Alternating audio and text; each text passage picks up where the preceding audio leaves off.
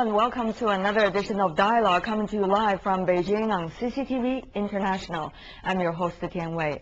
Sunday marks the International Day Against All Violence Against Women.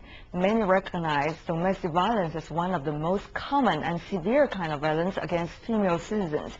In China, for example, the number of domestic violence complaints have risen more than 70% last year than previous times. So in this edition of our program, I'm joined in the studio by Yiping and also Edward Lehman. Together we're going to talk about this very important issue.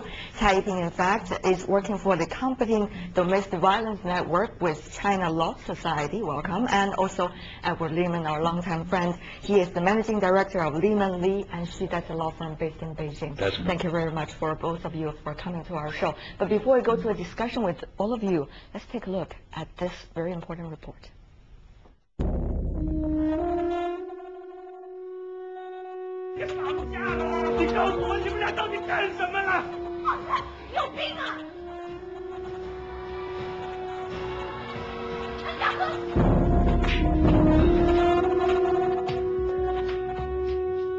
These scenes from a TV drama are also played out in real life. In a recent study by the Chinese government, more than 16% of women surveyed admitted to being beaten by their husbands. Wu Chaoying and her ex-husband are both well-educated members of the upper class. Nobody could believe that she was also a victim of domestic violence. He beat me and tried to strangle me with the telephone cord, and later shoved my head into the toilet. He broke my fingers once just because I wouldn't let him let our child watch a violent film. But it was words from another woman that hurt Wu Chaoying even more. I couldn't bear it, so I went to my husband's workplace to find a resolution. But his boss, a woman, told me that I had asked for it. She said it's natural that men beat women, and I should be beaten because I made it public.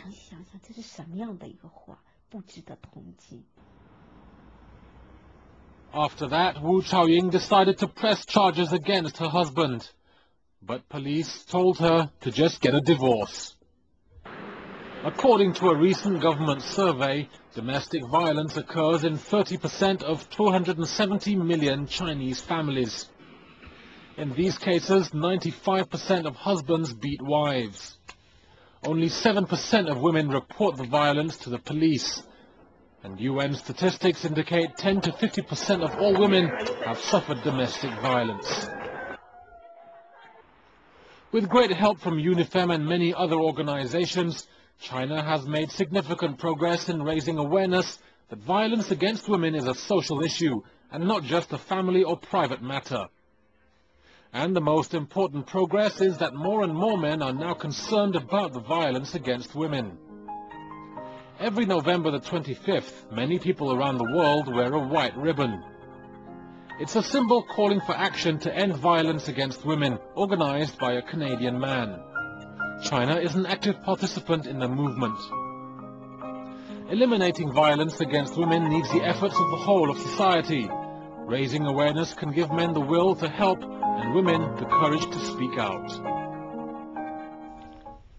Welcome back to our studio discussion. Mr. Lehman, I did notice that you have wear this very interesting white ribbon here. That's right. This is to commemorate today's day, which it was a gift by Ms. Tai, of course, and I'm proud to be wearing it today, and I'm proud that we can be here, the three of us together, to discuss this extremely important issue and hopefully throw some more education at the situation and better be able to deal with the situation. Actually, I would say I have both Ms. Tai and I have a lot of respect for you because as a representative of the other half of the sky, you participate in this show, which is so important because that's really an issue both sides should handle.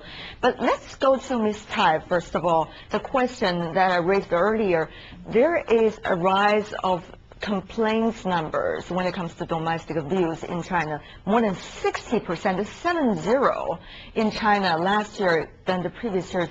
Does that mean that the situation of domestic abuse has become more and more severe in China, or something else? It's interesting to how to look at these figures and the rise of the complaints. I think this one thing to make very clear is that the number of of complaints is increasing year by year. I think it's a sign of the raising of the awareness about domestic violence.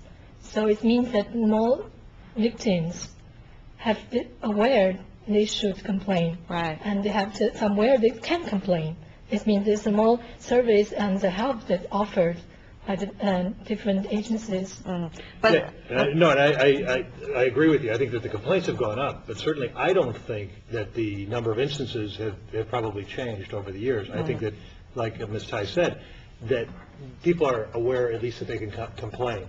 And as we've seen in the piece before, I mean, sometimes the police have a deaf ear to this situation, and because of the way the law is crafted here, there isn't a specific situation where there is safety. So once you do call somebody, is there any response? And then that's why only 7% of the people are even. There's no guarantee that someone would come up with very responsible response as a result of calling. But as we see it, as a result of all these, unresolved issues related to domestic violence, that there is some extreme case studies that we see in China. For example, a woman from Nanjing, Jiangsu province, where you just went for the conference, Ms. Tai, about domestic violence, she killed her husband. Not as simple as that, because she has been experiencing domestic violence for years, and when she complained to the community or even to the police station, all her husband got is some oral criticism, and that's it. And eventually she just couldn't bear it anymore and did what she did. Of course, that's a tragedy for the family. But do you think there would be a lot of cases like that, women that are suffering and yet do not know where to go to? Yes, exactly. That is the reality, actually. And if you go to the prison, you can see a lot of women, and have the sentence, life sentence or a very long sentence. They actually have been suffering those kind of violence for many, many years and have nowhere to go. And they eventually kill their husband or abuse her. And the end is that they have to those women have to stay in the prison for quite long and leave their children and their families behind. Right. And not only that, but I think when we talk about domestic abuse, or we're not only talking about husband and wives, we're talking about girlfriends and boyfriends. We're talking about partners and intimate relationships, and sometimes parents and children. So I mean, there's violence against the mother-in-law or mother, or whatever the case may be, from the children. And I think what's important is in our system, in the United States system at least, you have to have a mental capacity, and they have mitigating circumstances, so that once there is an abuse and it's been established, and this has been a defense for many famous cases, we're saying there has been abuse and that was reasonable, the person acted reasonably to be able to kill that person. And they were found not guilty, actually, of murder. There are others that it was mitigating and they got less of a sentence. However, the issue is you've got to have the infrastructure to be able to back all this up. So either the prison system has to get bigger in order to put people in prison, or you've got to have a social welfare system or a net where people can go. The problem, I think, with domestic abuse is that the wives and the partners don't have places to be able to go. That's exactly the question that Ms. Tai, you should answer. In China at this moment, is there an infrastructure, as Mr. Lehman has been talking about, that would help or assist or at least provide a shelter, temporarily even, for those being abused?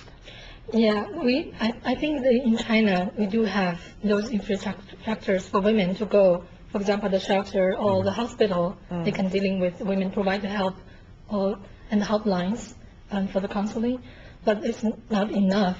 That's the problem. And can they stay there? I mean, are they able to? Let's just say if someone just run into this very tragedy of domestic violence, and